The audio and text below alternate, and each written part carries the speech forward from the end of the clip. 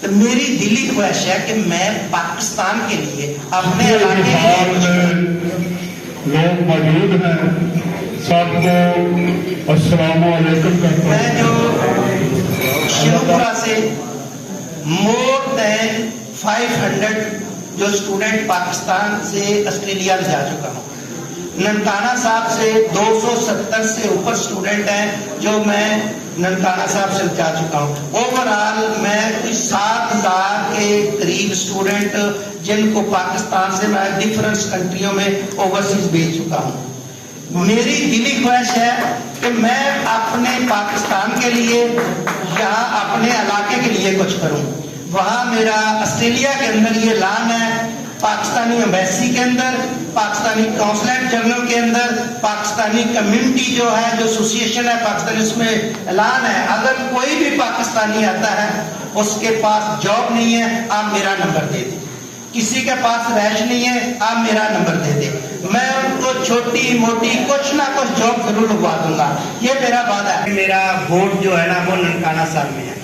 میں جب بھی بریگیڈیئر اعجاز شاہ صاحب کو ملتا ہوں، جو اس حلقے میں بھی ضرورت ہے اس حلقے میں بھی ضرورت ہے، میرا ان سے صرف ایک ہی شکوہ آتا ہے کہ آپ جو پی ٹی آئی کے کارکن ہیں نا، ان کی سنائی آپ تک نہیں، اسپیشلی جب وہ منسٹر تھے۔ جو پی ٹی آئی کا کارکن ہے نا، وہ کسی بھی پارٹی کا کارکن ہو، جیسے پیپلز پارٹی کا کارکن ہے نا، وہ غریب ہے، وہ کسی بھی کمیونٹی سے تعلق رکھتا ہے، وہ ڈائریکٹ اپنے M P A M N A کو، منسٹر کو، جب وہ ان کی گورنمنٹ تھی وہ ڈائریکٹ ملتا تھا۔ آج بھی ہمارے علاقے میں منڈی فیض آباد ننکانہ صاحب کے ایریا میں ابرار شاہ صاحب جہاں بھی جاتے ہیں نا، وہ جو بھی غریب آدمی ہے، وہ موچی ہے، تیلی ہے، غریب آدمی ہے، سب انسان ایک برابر ہے، وہ سب کے پاس جاتا ہے، سب کو ملتا ہے۔ پی ٹی آئی کا جو غریب کارکن ہے اس کی سنائی پورے پاکستان میں نہیں ہے۔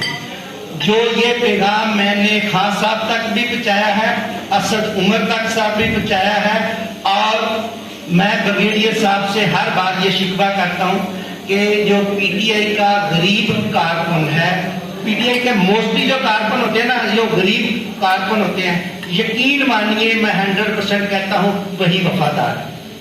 میں الیکشن ضرور لڑوں گا، لیکن انشاءاللہ تعالی حکم اللہ دے نال میں آسٹریلیا سے الیکشن لڑوں گا، یہاں سے نہیں لڑوں گا۔ کیونکہ یہاں سے آپ لڑے الیکشن، یہ آپ کا حق بنتا ہے۔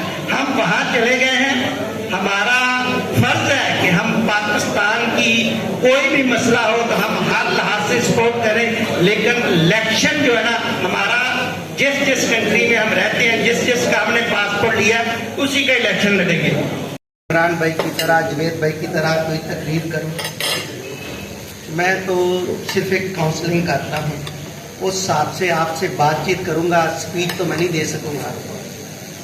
صرف 2 باتوں میں 1 منٹ کے اندر بات کروں گا، ختم سیاسی۔ جو میں سوچتا ہوں یہاں پی ٹی آئی کا الیکشن ہارنے کی وجہ، میاں جلیل صاحب میرے بہت اچھے دوست، محترم بزرگ ہیں، میں ان کی بہت رسپیکٹ کرتا ہوں۔ منڈا صاحب بھی میرے بھائی ہیں، بہت رسپیکٹ کرتا ہوں۔ رانا باز صاحب کی، سبھی کی، رانا تنویر صاحب کی میں بہت رسپیکٹ کرتا ہوں، بزرگ۔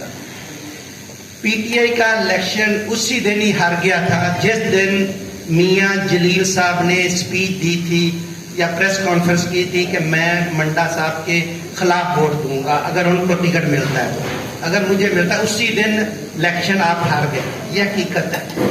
اگر یہ اسپیچ نہ دیتے میاں صاحب، جیسے مل کر چل رہے تھے، انشاءاللہ تعالیٰ یہ الیکشن جیت جانا تھا۔ اس نے بہت بڑا اثر کیا۔ اللہ کرے، ہم سب کی دعا ہے کہ نیکسٹ آنے والا جو وقت ہے وہ سارے مل کر چلیں۔